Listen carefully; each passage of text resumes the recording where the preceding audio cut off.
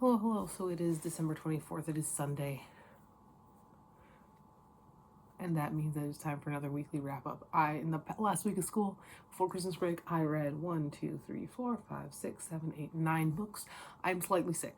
I've been fighting off a cold because there's been illnesses going around. I teach in elementary, so, and I've been fighting off a cold for the past 2 weeks.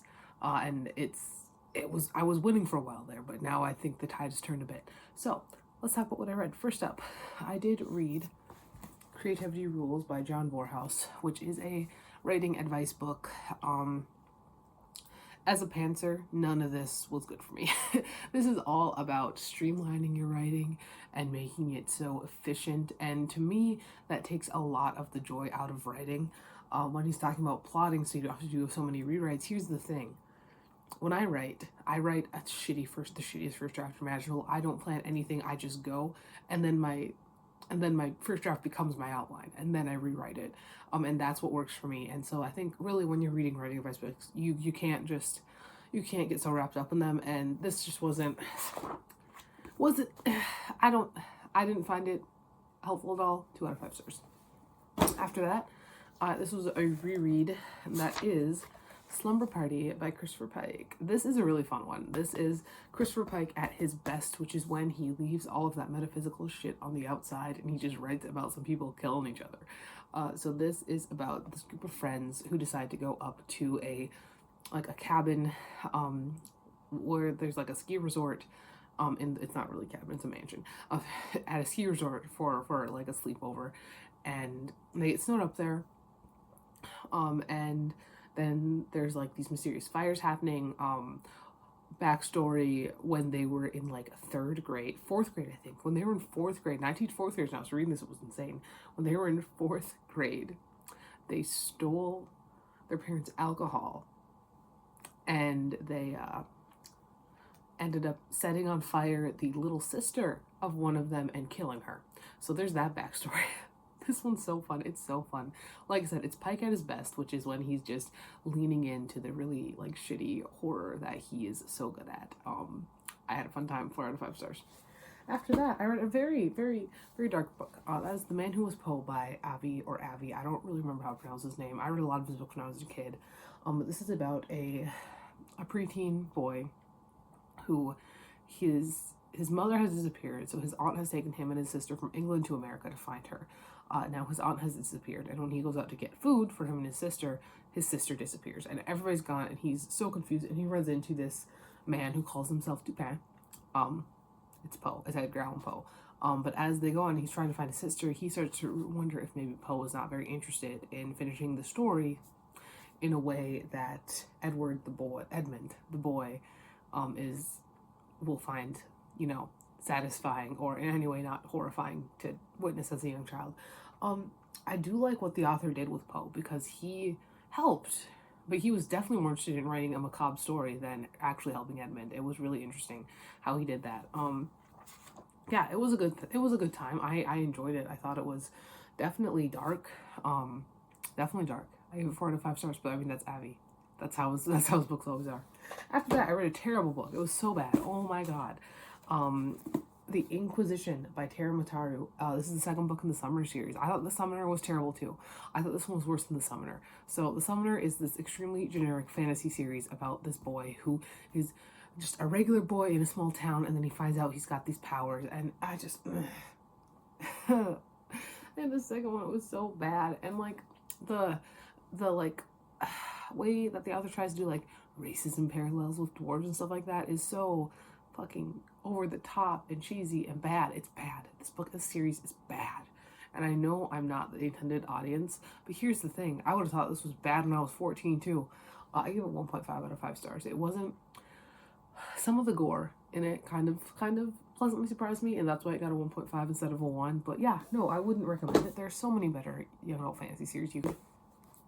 I've got Mikansei #1, Volume 1. It's okay. It's a series about a girl, and she is different because she likes to wear miniskirts, and in the future, because she's from the future, in the 23rd century, like, she's seen as incredibly immodest, but she accidentally goes in a time machine and goes back to the 21st century, where it's the early 2000s, where her miniskirts are, normal, and she ends up, like, becoming an idol. 3 out of 5 stars. It's fine. After that, I read volume 4 of Strobe by Yosaki Saka.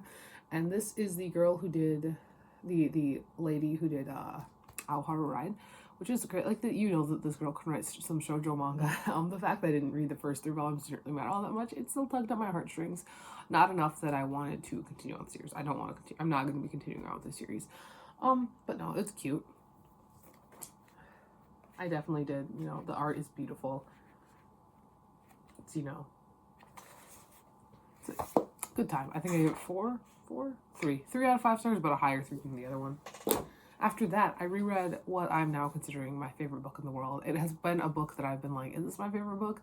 Forever. And now rereading it for the first time without writing assignments for it in so long, I'm like, yeah, that's Lord of the Flies by William Golding. Lord of the Flies is a book that most people have to read in 9th grade, in America at least, and it is about a group of British schoolboys who end up crashing onto a deserted island and then, killing each other. It's such a good book. It's such a good book. It is my favorite book. It's so good. It's so good. I'm writing a book inspired by this book, and also my time in the Lord of the Flies Tumblr fandom in the early 2010s. But rereading this book at the time when I was finishing up the second draft of that book was a great time. But yeah, no, this, I love how it's written. I love the characters. I love how the fact that these do, like, they are, especially somebody who teaches elementary now, like, these are still how kids act. Like, this is how kids act. This is how it is. And I can, like, looking at all the kids, I'm like, yeah, this would be our leader. This guy would die if this happened. Looking at my own, like, elementary kids. 5 out of 5 stars, obviously. It's my favorite book in the world.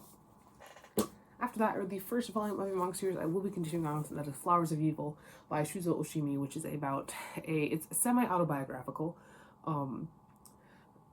which is about this, like, I think he's a middle schooler who really loves the poetry of Charles Baudelaire,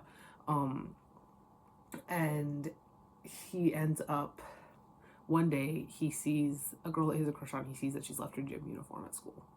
And in, like, the heat of the moment, he takes it.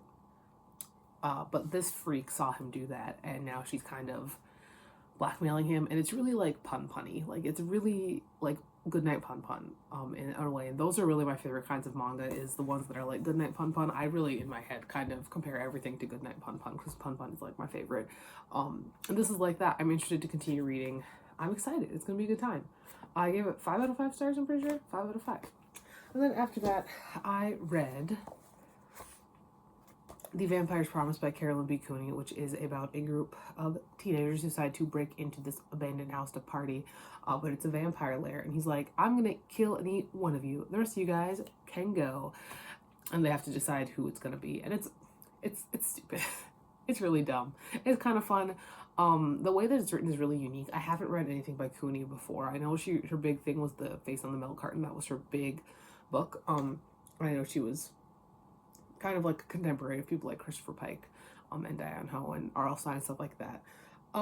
It definitely had a unique writing style, I will say. She does flip-flop between all the characters, for point of views, and it's all it's kind of distant, honestly. Her writing style is. I give it 3 out of 5 stars. It's interesting. Currently, I am reading about halfway through City of Lost Souls. This is a reread. I have read 464 books this year, and so I have the week to read another 9 so I can hit my goal, which is doable. So, okay. So, this is a stack of the books I read this past week. That is all for today. I will talk to you later, and goodbye.